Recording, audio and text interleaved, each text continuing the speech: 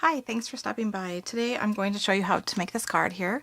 And as you'll see, there's a couple fun techniques that we're going to do. We're going to be learning to make our own glittery embossing powder for the snowflakes. And we're going to also be adding our liquid applique to have a nice textured snow effect on our card. So let's go ahead and get started.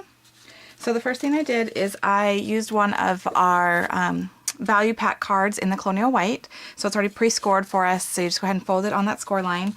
And then you've got your card base. And then I used our Cricut Art Philosophy cartridge, and I cut out some shapes to create this tree effect here in the center, the focal point of our card. And what I did is I did the smallest piece, this Colonial White pennant, and I did this at 3 inches. And then I took our craft cardstock and I did the same pennant shape in 3¼ inches.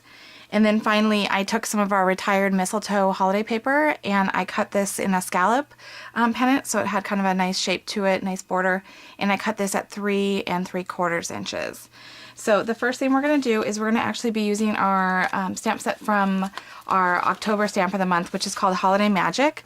We're going to be using these images here for our trees, as well as there's a little tree stump and then some beautiful snowflakes that we're going to use for the card.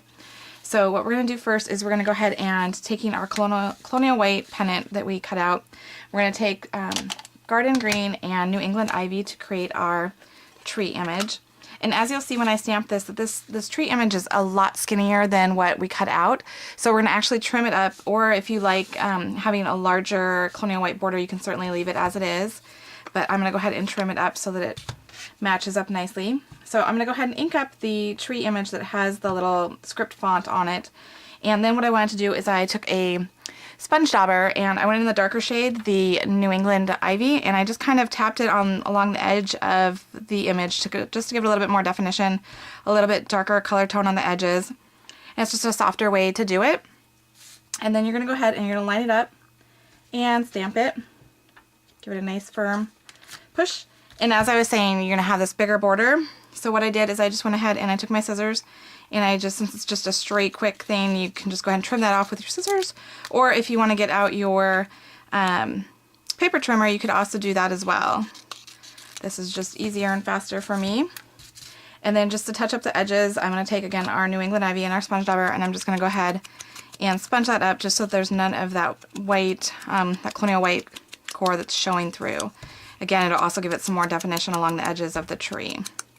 So then what I'm going to do is I'm going to go ahead and glue this onto the craft, and again I will trim it up, and that will create that first focal point of the tree. And then we're going to go back to our card base here.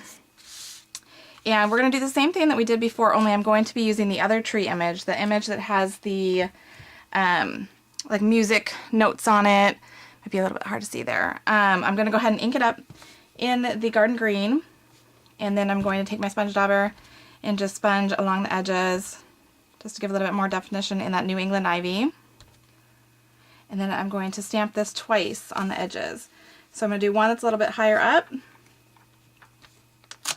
then I'm going to do it again, ink it up in the Garden Green, sponge the edges with that New England Ivy. And then I'm going to stamp this on the right hand side, but a little bit lower. Trying to just get a little bit more dimension for when I'm layering these trees, since our focal point one will be right in the center here. And then what I'm going to do is, now that I have my trees in place, I want to go ahead and make those snowflakes that you saw in my sample. Right here, all around the trees. So I didn't want them to be right on top of them, I wanted to be around. So what I did is I took our vanilla cream, which is a pigment ink, so it's a little bit thicker.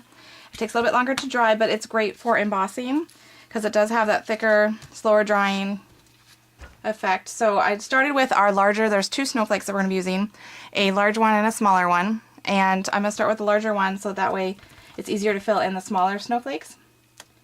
And as I said, this is a lot thicker of an ink, so it will look thicker and more opaque when you put it on here. And you're just going to want to randomly do a few snowflakes, and then you're going to take your smaller one, fill in those spaces until you have it like you want it. Okay. And then we're going to go ahead and what I did is I created my own embossing powder. I took 2 parts of our clear detail embossing powder and I mixed it with 1 part of our Prisma glitter. And what you'll see here is it does a nice clear, shiny image on top of that vanilla cream, but it has little sparkles. When you hold it in the right way, it might be kind of hard to see here, but it does give a nice shimmer. So what we're going to do is I'm going to go ahead and sprinkle that on top of my snowflakes here. Then after I sprinkle it on, I'll tap it off. And then you can see there's some nice glitter on there. And then you're just going to go ahead and take your heat tool and you'll go ahead and dry that, and it will turn from that grainy kind of look to a nice glossy glittery look. And I have one here, sample that I did. So you can see how there is some glitter to those snowflakes and they're nice and shiny. So then the next thing that we're going to do is we are going to take our liquid applique. And actually before we do that, real quick, we're going to go ahead and stamp our tree stumps. So I took our cocoa ink and our little tree stump, and you're going to go ahead and put that right in the center of each of your 2 trees. And then you're going to want to do a third one for your big focal point one that you'll be adding later. So now that we have that on there, we can take our liquid applique. It comes in a little pen thing like this. You're going to go ahead and twist off the cap. And you can do dots, you can do little zigzags, you can do it however you want, and it's going to come out very liquidy. And if you've never used it before, you don't need too much, because what's going to happen is we're going to use the heat tool, and that's going to actually puff it up. It's kind of like a marshmallow effect. And so it'll go from this obviously wet, glossy look to something more like this, because I've already done that. So again, it didn't take very much because it puffs up really nice, but it gives a nice texture to it. It's just kind of fun, a fun technique that's really easy. So you're going to go ahead and do that and heat that up with your heat tool. And then we're going to go back to our tree that we were creating. So then what I did is after I glued these 2 pieces together, I put it on 3D foam on top of my scalloped pennant so that I get more depth on it. And then again, I put 3D foam underneath when I attached it to the card, so that's right on top of that little tree stump that you stamped already.